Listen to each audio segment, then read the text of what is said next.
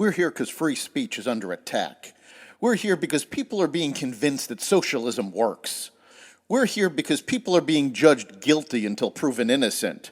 We are fighting back with facts. This is not a safe zone, so buckle up, Buttercup. This is the raw, naked truth.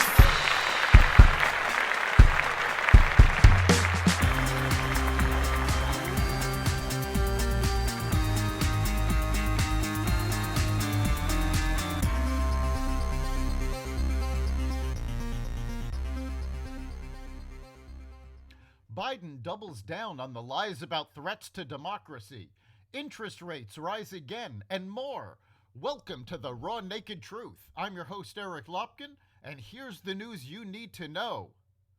With no success on the issues that Americans really care about to campaign on, President Biden warned again on Wednesday that American democracy is under threat as former President Donald Trump's, quote, big lie, unquote, about election fraud fuels voter intimidation and election deniers ahead of next week's midterm elections. In our bones, we know democracy is at risk, Biden said in a primetime address. Biden's speech amounted to a closing argument for Democrats ahead of the midterms, with Republicans expected to take control of the House and the Senate. Although the Senate does remain a toss-up, it is leaning Republican. House Republican leader Kevin McCarthy of California stated before the speech that Biden is dividing the nation instead of uniting it.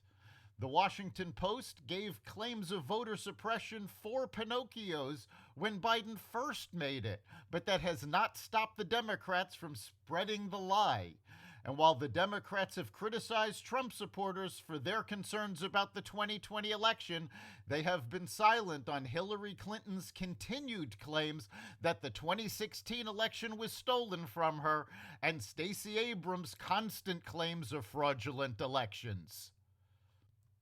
The Federal Reserve on Wednesday announced its fourth straight 0.75% interest rate hike as it continues to try to cool down the economy and bring down the highest inflation in decades.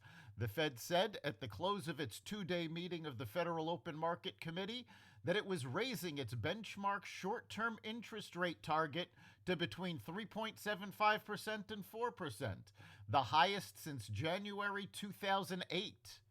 The string of unusually large hikes amount to the central bank's most aggressive moves since the 1980s.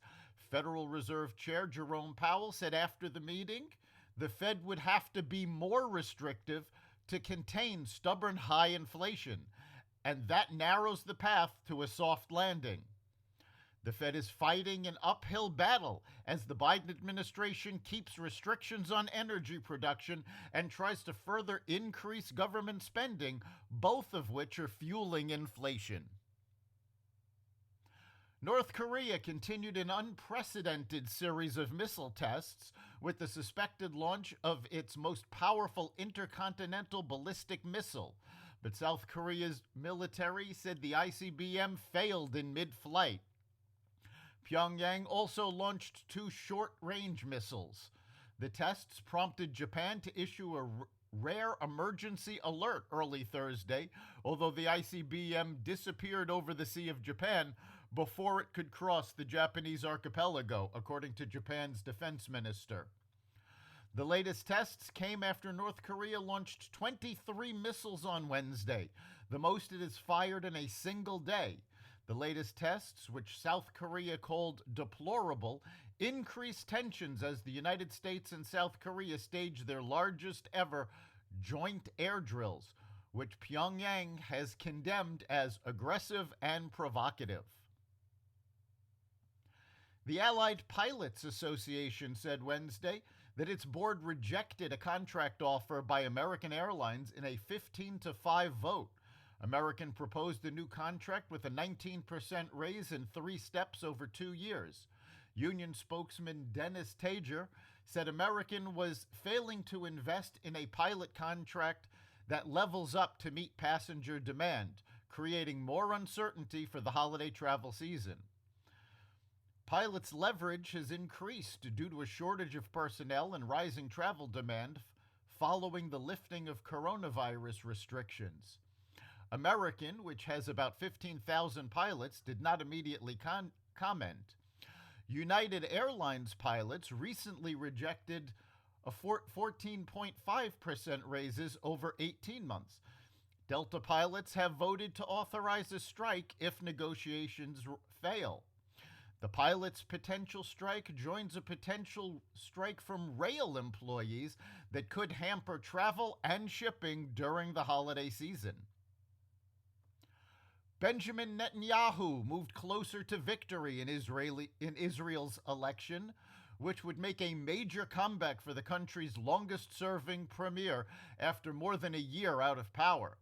With over 93% of votes counted by Thursday morning, Netanyahu's Likud party maintained its lead with 32 seats, and his religious and national bloc was on course to win 65 in the 120-seat parliament, or Knesset, according to Israeli national broadcasters. After lengthy and heated oral arguments, Supreme Court experts say the justices are likely to bar the use of affirmative action in college admissions. This proved to be a full-contact oral argument for both the advocates and the justices, said George Washington University law professor and Fox News contributor Jonathan Turley. The challengers clearly had a better day before the court. The court heard two similar cases on the use of race in college admissions at Harvard University and the University of North Carolina in a nearly 5-hour session. An activist group called Students for Fair Admissions brought both cases and seemed to have more justices on its side. The cases both revolve around the fact that the policies by the two colleges, in an effort to promote affirmative action, focused more on African Americans and Hispanic students, and in turn discriminated against Asians. That's the Raw Naked Truth.